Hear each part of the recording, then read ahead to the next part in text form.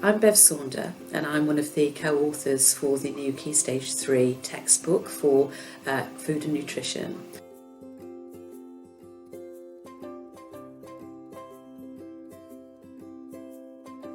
We needed to make the closest match as we possibly could to the Key Stage 4 GCSE food preparation and nutrition. So we've gone for looking at the 12 practical skills that need to be covered.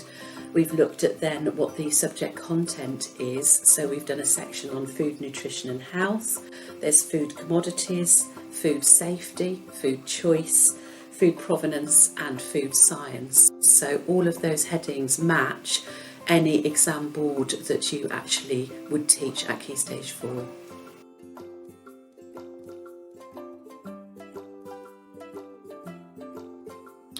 We've looked very closely at the 12 practical skills that are needed for Key Stage 4 and looked at what recipes we could develop that would build in skills through Year 7 to Year 9.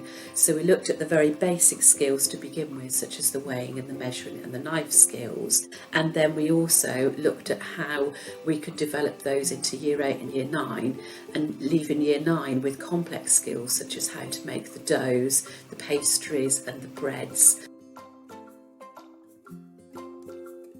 The online teaching resources consist of PowerPoints to support both the practical and the theory sessions.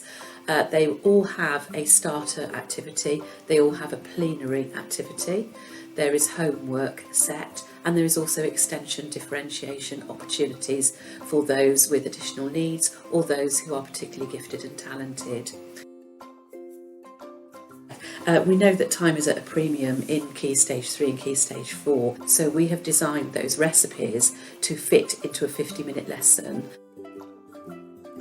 So obviously there is the short-term assessment of each lesson, but there's also at the end of each year there is a written theory exam, and there is also an opportunity for a practical assessment as well, introducing the time plan so that that can relate to the NEA 2s, and that it gives an element of free choice as well to the students in order to stretch and challenge them.